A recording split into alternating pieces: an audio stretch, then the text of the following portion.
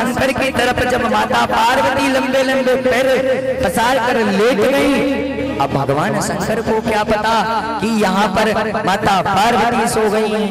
लेकिन जब भगवान शंकर ने कथा श्रवण करने के लिए बोला था, श्रवण करा रहे थे, तब माता पार्वती से कहा था कि जब जब मैं कथा आपको श्रवण कराऊंगा आपको हूं की आवाज देनी पड़ेगी, उसी को कहते हैं भूख करा।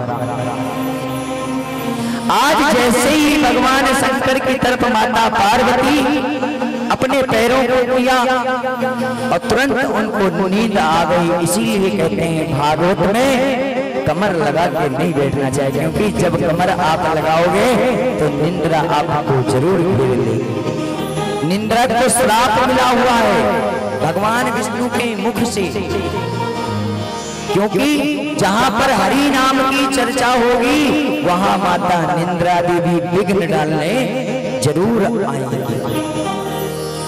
इसीलिए कोई भी भगवान का नाम का उच्चारण हो रहा हो उसमें सबसे पहले माता निंद्रा देवी का स्मरण किया जाता है कि माता विघ्न गिरा जाता है।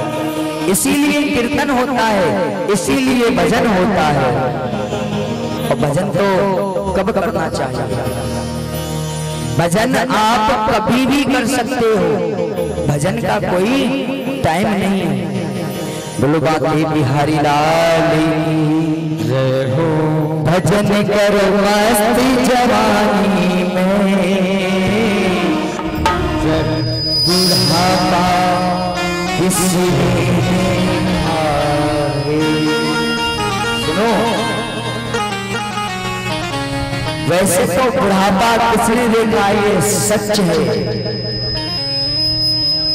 अगर हम कथा श्रवण करके ये कह दें कि अभी तो हमारे पड़ोस में कथा हो रही थी, हमने कथा वहां श्रवण करी थी, अगर ऐसे हम कहें कि अभी कथा तो हमारी सादाबाद में हुई, इसके पहले इगलास में हुई, इसके पहले यही सुरेंद्रनगर में हुई, कि बार बार कौन कथा कहे, ये कभी नहीं बोलना चाहिए कि कथा अभी मैंने सुनी थी अब मन नहीं है जाने का। अरे ये तो भागवत है, माहुरो भागवत। अरे महाराज इसको एक बार नहीं, जितनी बार पिया पी सको उतनी बार पियो। और भजन कोई जरूरी नहीं है कि आप जवानी में ही करो। भगवान ये कहते हैं कि परमात्मा का नाम कभी भी ले सकते हो। और ये भी नहीं है कि भजन ढोलक संगीत लगा करके करो, भजन तो आप अपने घर में बैठ करके भगवान के नाम का उच्चारण करो, राधा नाम का उच्चारण करो, उसमें आपको पूर्ण रूप से फल प्राप्त होगा। भजन करो मस्त जवानी में, बुढ़ापा किसने देखा है। क्योंकि बुढ़ापा सबने भी देखा है और किसी ने नहीं देखा है।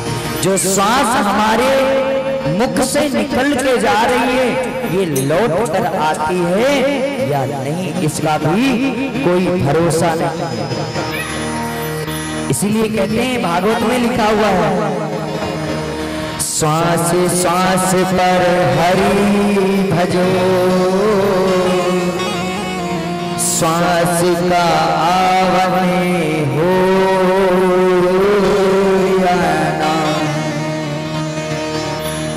परमात्मा का नाम जिस वक्त से आप ले सको उस तरह से नाम प्रभु का रटना चाहिए। परमात्मा का नाम हर प्रकार से रटना चाहिए। और जो श्वास निकल करके गई है उसी श्वास में भी ऐसा असर होना चाहिए कि परमात्मा का नाम आपके सामने हमेशा रटना चाहिए। और यही कहेंगे कि परमात्मा जब तक मैं संसार में हूँ तब तक मुझे आप अपनी शरण में ही रखना, आप मुझे अपने जीवन में हमेशा सत्कर्मों पे लगाए रखना। क्योंकि भगवान की भक्ति हर किसी को नहीं प्राप्त होती। ये भी एक किस्मत की, एक कर्म की बात होती है जो भगवान की भक्ति होती है। और भगवान की भक्ति के लिए सबसे पहले नवद भक्ति करना सीख लो। जब नवद भक्ति करोगे तो आपको यही समझ लो कि भगवान की शरण प्राप्त हो जाएगी। जब भगवान की शरण प्राप्त हो जाएगी तो आप भव से भी तर जाओगे, और जब भव से तर जाओगे तो परमात्मा आपको स्वयं प्राप्त हो जाएगा। बोलो बांके बिहारी लाल की, बोलो श्री राधा रानी सरकार की, बोलो भागवत महापुराण की, बोलो बंसी वाले भजन करो मस्त जवानी में, बुढ़ापा किसने देखा है।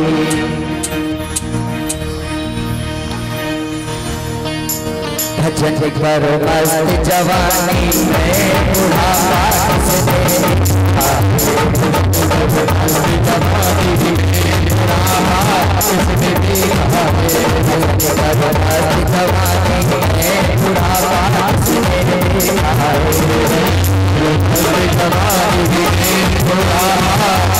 बुढ़ापा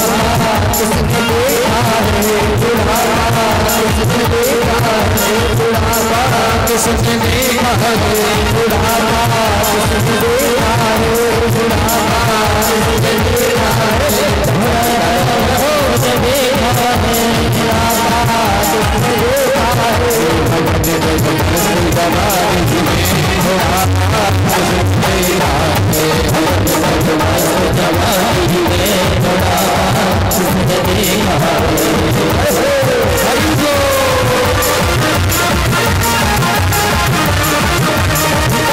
देखा है।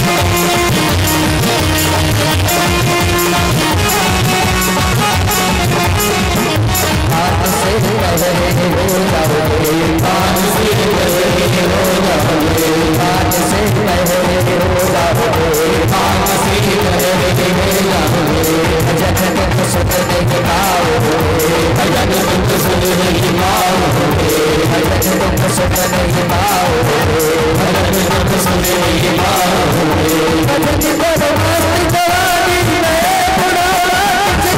करो मस्त जवानी में, बुढ़ापा किसने देखा है।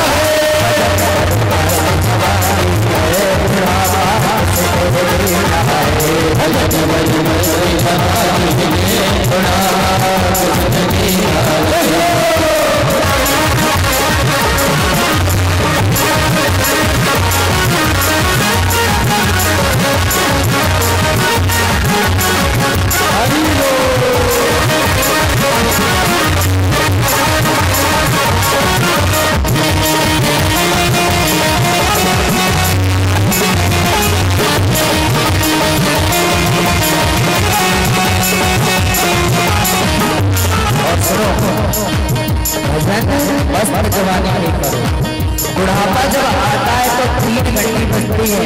सबसे पहले तो आंखों पे चश्मा चढ़ जाता है, दूसरा हाथ में डंडा बनता है और कमर टेढ़ी हो जाती है। और फिर क्या होता है, ना तो मुंह में दांत है। अब भगवान का नाम ले रहे हो, मुंह में दांत तो है नहीं, हवा जब रुकेगी नहीं तो राम का नाम निकलेगा नहीं। तो या तो हरा निकलेगा, या तो राम के नाम को उल्टा करो तो राम निकलेगा, लेकिन तुम राम राम बुढ़ापे में बोलोगे तो राम का नाम नहीं निकलेगा। जब मृत्यु का समय आता है तो हमारा कंठ भी अवरुद्ध हो जाता है। और ये आंखें जो है ये अच्छा भी देखती है, बुरा भी देखती है, और कान हमारे हर तरह का सुनते हैं। आंखों क्या होता है, आंखों से हम अपने सामने अगर कोई पाप कर्म कर रहा होगा तो हम उसको भी देख रहे हैं, और आंखों से भगवान की भक्ति भी देख रहे हैं, और आंखों से भगवान का उच्चारण से भी कर रहे हैं। फिर क्या होता है जब समय बुढ़ापे का होता है तो हाथ पैर हमारे काम करना बंद हो जाता है। और क्या कहते हैं, आँख से अंधे हो जाओगे, आँख से अंधे हो जाओगे, आँख से अंधे हो जाओगे, आँख से अंधे हो जाओगे, दरस कदम नहीं पाओगे, दरस कदम नहीं पाओगे, दरस कदम नहीं पाओगे, दरस कदम नहीं पाओगे, आँख से अंधे हो जाओगे, आँख से अंधे हो जाओगे, दरस कदम नहीं पाओगे, दरस कदम नहीं पाओगे, दरस कदम नहीं पाओगे, दरस कदम नहीं पाओगे, दरस कदम जवानी में बुढ़ापा किसने देखा रे, दरस कदम जवानी में बुढ़ापा किसने देखा रे, दरस कदम जवानी में बुढ़ापा किसने देखा रे, दरस कदम जवानी में बुढ़ापा किसने देखा रे।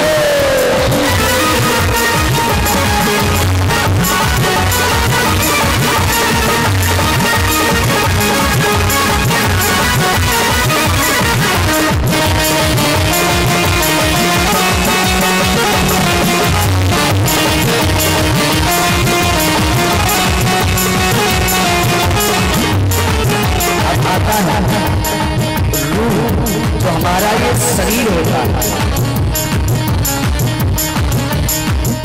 ये शरीर जो हमारा 5 तत्वों से बना है, 5 तत्व जो होते हैं उनसे ये हमारा शरीर बना है। और सुनो, जैसे गाड़ी होती है बाइक, आराम से, जो बाइक होती है अगर बाइक के अंदर पेट्रोल नहीं होगा तो बाइक नहीं चलेगी। ऐसे ही हमारा शरीर है, ये किडनी गुर्दे दिल जो है ये शरीर के पुर्जे हैं। अगर ये पुर्जे खराब हो जाएंगे तो शरीर हमारा, ये रूह हमारी बेकार हो जाएगी। अब शरीर में इन पुर्जों का जो गाड़ी की सर्विस कराते हैं, गाड़ी में तेल डालते हैं, ऐसे ही ये शरीर, इसको ऊर्जा कहाँ से मिलती है? आप सोचो, खाने पीने से तो सिर्फ आपका पेट भरेगा, मन नहीं भरेगा, पेट भर लोगे मन नहीं भरेगा, लेकिन ये ऊर्जा उतनी देर तक है जब तक आपके अंदर अन्न की पावर है, तब तक ये आपके ऊर्जा काम कर रहे हैं। लेकिन आप उपवास करते हो, उपवास करते हो, उपवास से क्या प्राप्त होता है कि अरे ये पेट तो रोज खाता है, कभी भगवान के नाम से जो हमने उपवास रहा उससे हमारे शरीर के पुर्जों की मरम्मत होती है। क्योंकि खाली पेट होता है, अन्न का दाना जाएगा नहीं, जब अन्न जाएगा नहीं और उस टाइम हम भगवान के नाम की भक्ति का, जिनके लिए मैं उपवास कर रहा हूँ, उनकी भक्ति की शक्ति हमारे शरीर में प्रवेश करेगी। और जब शरीर में प्रवेश करेगी तो जो हमारे शरीर के पुर्जे हैं उनको अच्छी तरीके से जो गंदपना भरा पड़ा होगा उन्हें साफ कर देगा। ये रूह है और रूह में हमेशा रहना चाहिए। और क्या कहते हैं, रूह से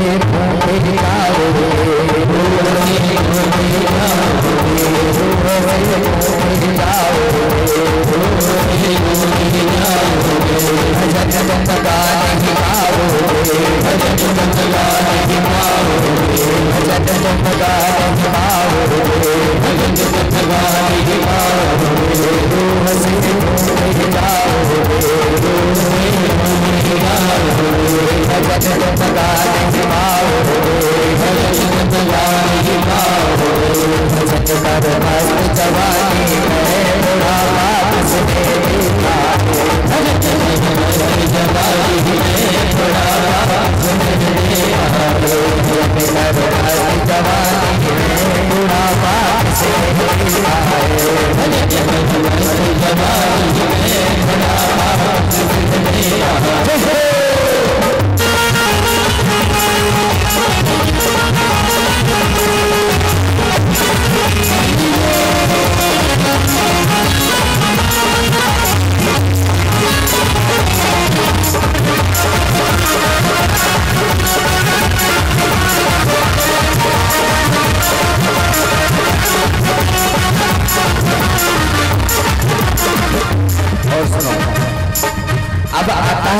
हाथों की बात। ये हमारे हाथ जो है,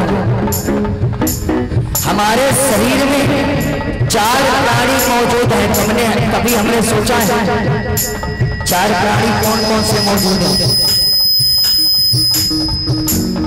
शरीर में हमारे 4 प्राणी मौजूद हैं, लेकिन हमने कभी सोचा नहीं और ना तो कभी बताया, ना ही कभी हमने उनके ऊपर फोकस किया।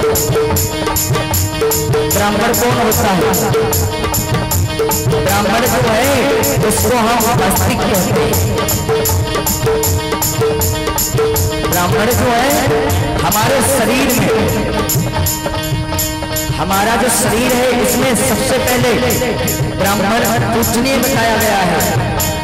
लेकिन हमारे शरीर में कोई जरूरी नहीं कि आपके सामने ब्राह्मण जाति, भगवान जाति नहीं देखता है। भागवत में लिखा है जात पात पूछत नहीं कोई, हरि को भजे सो हरि को होई। परमात्मा जाति नहीं देखता तो किस बिरादरी से हो। हमारे जो शरीर है सबसे पहले हमारा जो मस्तिष्क होता है, मस्तिष्क पे हम हमेशा तिलक लगाते हैं। और तिलक कहाँ लगता है? तिलक कौन लगाता है? ऐसा नहीं कि पंडित जी हो वही लगाएं। तिलक तो हर कोई लगा सकता है, कोई भी जाति का हो, इसके लिए कोई निषेध नहीं है, कोई मना नहीं, ना ही किसी पुराण में लिखा है। क्योंकि सनातन धर्म का यही पहचान होती है, तिलक लगाने से। दूसरी बात, हमारे शरीर में ब्राह्मण कौन हो गया? हमारा मस्तिष्क। अब आ जाओ छतरी पे। हमारे शरीर में छतरी का वास कहाँ होता है? छतरी, हम जिन्हें छतरी कहते हैं, ठाकुर बोलते हैं। छतरी कौन होता? अगर आपकी कहीं लड़ाई हो जाए तो सबसे पहले आपके पैर चलेंगे या हाथ चलेंगे? ये बताओ। ओ भाई ध्यान रखना, सबसे पहले हाथ खड़े होंगे। और जब हाथों में कौन होता है? छतरी। कभी भी आप कोशिश करना, लड़ाई होगी, ब्राह्मण केवल बोलेगा, हाथ नहीं चलाएगा। ब्राह्मण कौन है? मुख, शरीर हमारा जो सीने के हमारे हृदय के ऊपर होता है, ये ब्राह्मण हुआ। छतरी हमारी हाथों में हुए। अब चलते हैं पैसे। पैसे का काम क्या होता है? कितना भी धन पा जाए उतना उसके लिए कम होता है। अब हमारे शरीर में पैसे कौन है? हमारा पेट। इसको शाम को भर दो, सुबह फिर खा लो। इसको कितना भी भर लो, ये कभी भरता नहीं है। अब चलते हैं सूत्र। सूत्र कौन है? पैर। अच्छी जगह भी जाएंगे, बुरी जगह भी जाएंगे और गलत जगह भी वास करेंगे। जो पैरों का काम है वो हाथ कर सकते हैं क्या? और जो हाथों का काम है वो पैर कर सकते हैं। तो हमारे शरीर में कितने मौजूद हैं? ऐसा नहीं कि कोई ठाकुर है तो उन्हें ठाकुर बोले। अरे हमारे अंदर चारों मौजूद हैं, लेकिन हमने कभी अपने अंदर देखा ही नहीं। हाथ से लूले हो जाओगे, हाथ से लूले हो जाओगे, हाथ से लूले हो जाओगे, हाथ से लूले हो जाओगे। हालत कर नहीं पाओगे, हालत कर नहीं पाओगे। हाथ से अगर चोट लग जाए, चपेट लग जाए, अगर हाथ की अगर 2 उंगली भी चली गई तो आप जो ये माला जाते हो तो माला हमारी इस उंगली में रहती है। ध्यान देना, ये उंगली जो है अनामिका नाम की बोलते हैं। कनिका उंगली के बराबर जो होती है इसको हम अनामिका उंगली बोलते हैं। अनामिका नाम की उंगली के ऊपर माला रखनी चाहिए। माला जो सुनहरा होता है उसकी गिनती नहीं होती है, ना तो उसको जपना चाहिए, सुनहरा को ऊपर रखना चाहिए। और जब माला हमारी घूमती हुई पूरी हो जाए, जब आपके पास सुनहरा आ जाए तो माला को ऐसे नहीं करके निकालना चाहिए। माला को ऐसे निकालो और वही की वही घुमा लो। माला जिस रास्ते से आए हो उसी रास्ते पे जाओ, बदलना नहीं रास्ता।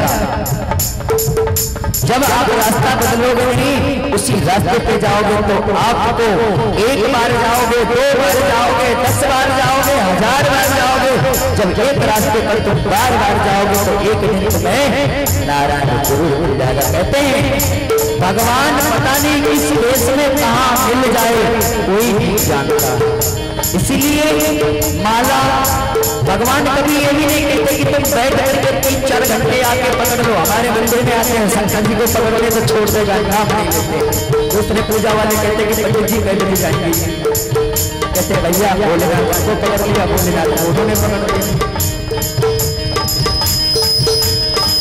तो भगवान चाहे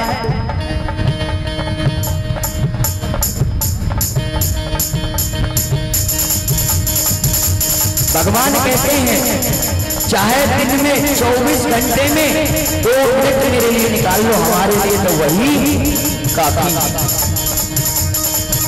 हाथ से लूले हो जाओगे, हाथ से लूले हो जाओगे, भजन तुम पर नहीं पाओगे, भजन तुम पर नहीं पाओगे।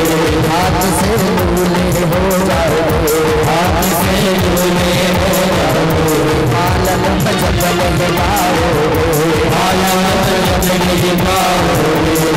अब तीसरा आया है, तीसरा क्या है? हाथ से अगर लूले हो गए तो माला नहीं होगी, ना तो वजन होगा।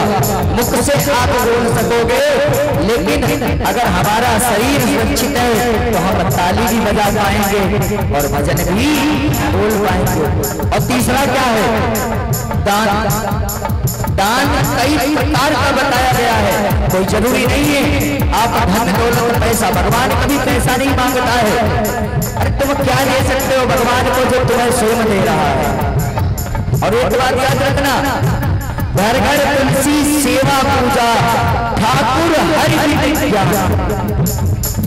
अगर लक्ष्मी को बुलाना है तो उनके पति को बुलाना।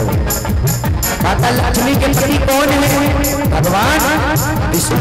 और जहाँ पति होगा वहाँ पत्नी को ढूंढ के पहुंच जाएगी। राजा बलि की किताबें आएगा, जब भगवान विष्णु के राजा बलि ने द्वारपाल बुला लिया था तो माता लक्ष्मी स्वयं पहुंच गई।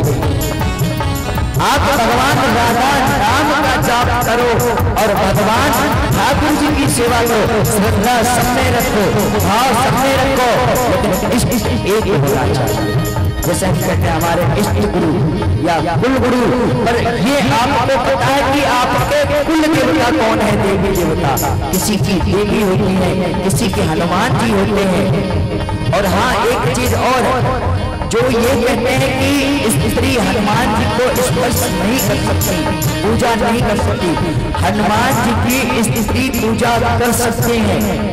हनुमान जी ब्रह्मचारी हैं, लेकिन हनुमान जी की पूजा स्त्री कर सकती। किस पर्पस से? या तो उनको पिता मान के पूजो या तो उनको भाई मान के पूजो।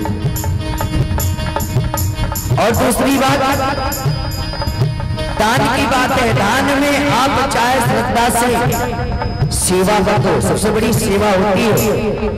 जब कौरव पांडवों की लड़ाई हुई थी, इंद्रप्रस्थ जो आज दिल्ली जिसे हम बोलते हैं, वहां पर लड़ाई हुई थी, पांडवों के साथ में इत्यादि अनहित हो रही थी। तब वहां पर यज्ञ का प्रभाव हुआ था, तो भगवान हमारे नारायण ने सेवा क्या ली थी? चरणों को धुलने की सेवा ली और उनके चरण पादुकाओं को संभालने की सेवा ली। जबकि जो भगवान थे चाहते तो कोई भी सेवा नहीं करते, बैठ के आराम से पूरी सब्जी खाते, लेकिन फिर भी ठाकुर जी ने सबसे बड़ी सेवा ली थी। और जो आप धन देते हो, पैसा, धन दौलत पैसा, ध्यान रखना, इससे आपका कर्म सुधरता है। दान करने से आप धन दोगे तो उससे आपका कर्म सुधरेगा और आपके पास जो धन होगा वो शुद्ध होगा। इसीलिए दान, धर्म और दया संसार में 3 है। अगर तुम्हारे पास धर्म है, दान है, दया है और पैसा खूब हो, अगर पैसा हो तुम्हारे पास फिर भी तुम दान नहीं करे तो तुम समझ लो दयावान भी नहीं हो सकते। इसीलिए कहते हैं हाथ से लूले हो जाओगे, हाथ से लूले हो जाओगे, हाथ पकड़ नहीं पाओगे, हाथ पकड़ नहीं पाओगे, हाथ से लूले हो जाओगे, हाथ से लूले हो जाओगे, हालत पकड़ नहीं पाओगे, हालत पकड़ नहीं पाओगे, हाथ पकड़ जवानी में बुढ़ापा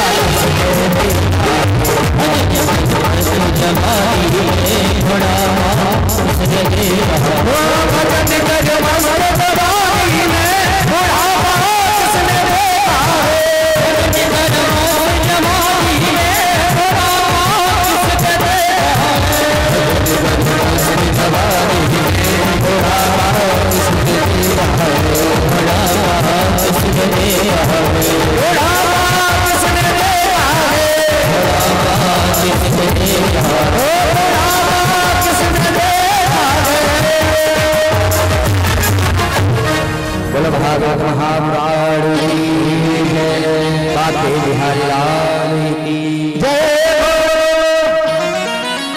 कथा कहाँ पर विराम हुई? प्रसंग कहाँ चल रहा था? पंडाल के नीचे मंदिर में। पंडाल के नीचे तो चल रहा है। आगरा की तरह मत रहो। अभी जो आगरा के पास कथा हुई वहां पर ऐसे मैंने पूछा कि भैया बताओ परीक्षित जी महाराज कथा कहाँ पर चल रही थी? तो कहते हैं मेरे घर के बगल में। मैंने कहा प्रसंग कौन सा चल रहा था?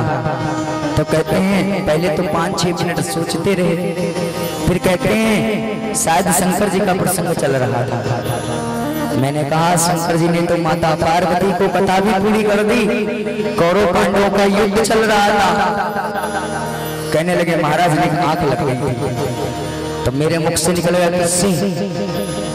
तो पब्लिक वहां पर कहने लगी महाराज हमारे गांव में सच कहता हूं व्यासपीठ से, कहने लगे कि हमारे गांव में हर साल कथा होती है, हर साल। लेकिन जितनी आप मैं अपनी तारीफ अपने मुख से नहीं करता हूँ, ये जो ग्रुप वाले हैं भैया ये रहते, ये हमारे साथ ही रहते हैं। कहने लगे महाराज 6 महीने बाद फिर कथा आपकी होनी है, और उस गांव में होनी है, दूसरे गांव में पिछली कथा जो हुई है उसका 2 लाख रुपया बच गया है।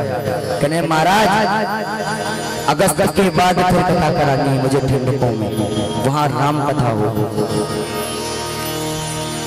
तो मैंने कहा देखो कहते तो सब है और करता कोई नहीं, कहो वही जो कर सको, भगवान को झूठा दिलासा मत दो। पता चले तुम दिलासा देके चले गए हो, भगवान तो कहने लगे अगस्त कब आएगा। अगस्त भी आ गया, सितंबर भी आ गया, फिर भी वो समय नहीं आया। और पहली बार तुम क्या करा सकते हो और हम क्या कर सकते हैं? जब तक ठाकुर जी नहीं चाहेंगे तो उनके बगैर पत्ता नहीं हिलता। तो हम क्या जानते, हम तो कोई शब्द भी नहीं जानते। लेकिन ठाकुर जी की कृपा से सब होता है। आप उनका आश्रय ले लो, सहारा ले लो। मैं सच कहता हूँ जब मैं आया था तो 10 साल का था इसी मंदिर में, लेकिन आज ठाकुर जी की कृपा से पूरे मोहल्ला जो था, तो मैं कभी सोचता नहीं था कि मैं इस जगह पे जाके बैठूंगा, कभी नहीं सोचा था जिंदगी में। लेकिन कहते नहीं बड़े बूढ़ों का आशीर्वाद, बेशक हम ब्राह्मण है लेकिन इतना मुझे पता है आप हम किसी के घर चले जाएं हमारे लिए मना नहीं है। बुराई करने वाले भी बहुत हैं, बुराई करने वाले भी बहुत हैं और जलने वाले भी बहुत हैं, पर जो जैसा करेगा हम तो भगवान पे छोड़ देते हैं। जो होगा ठीक है, नहीं है तो ठीक है। कोई दो तो भला ना दो उसका भी भला। बोलो बाके बिहारी लाल की। कहाँ पे प्रसंग चल रहा था? आज भगवान शंकर माता पार्वती को कथा श्रवण करा रहे थे। यहाँ चल रहा था, यही चल रहा था, मुझे याद है। आज जैसे ही भगवान शंकर माता पार्वती को कथा श्रवण करा रहे थे, वहां पर जो अंडा पड़ा हुआ था उसमें जान आ गई। अब पहले दिन की कथा विराम हो गई, दूसरे दिन की हुई, 5 दिन की कथा विराम हो गई, 7 दिन की कथा जैसे ही विराम हुई और भगवान भोलेनाथ ने बड़ी जोर से जयकारा लगाया, बोलो वृंदावन बिहारी लाल की, बोलो श्रीमद् भागवत महापुराण की। माता पार्वती की आंख खुली और कहने लगी, माता पार्वती कहने लगी कि स्वामी कथा है गई। भगवान भोलेनाथ ने कहा, देवी कथा तो पूर्ण हो गई। माता पार्वती ने कहा कि स्वामी मेरी तो आग लग गई, मैं तो आपकी तरफ पैर हो गए और मुझे तो पता ही नहीं चला मैं कब सो गई। भगवान भोलेनाथ जो वहां कैलाश पर्वत पर अंडा पड़ा हुआ था, वो उसी कथा को सुन करके श्रवण करके प्रतिभाव हो गया था, उसमें जान आ गई थी, एक पक्षी बन गया जिसको हम सुख कहते हैं। सुख मीन्स तोता, और यही तोता इसी भागवत में मुख लगाया था तो भागवत संसार में आई थी। ये कहते हैं कि अगर तोता खट्टे फल में भी अपना मुख लगा दे तो वो मीठा हो जाता है। यही सुखदेव जी महाराज वहां पर बैठ करके भगवान शंकर के मुख से स्वयं 7 दिन तक कथा को श्रवण किया।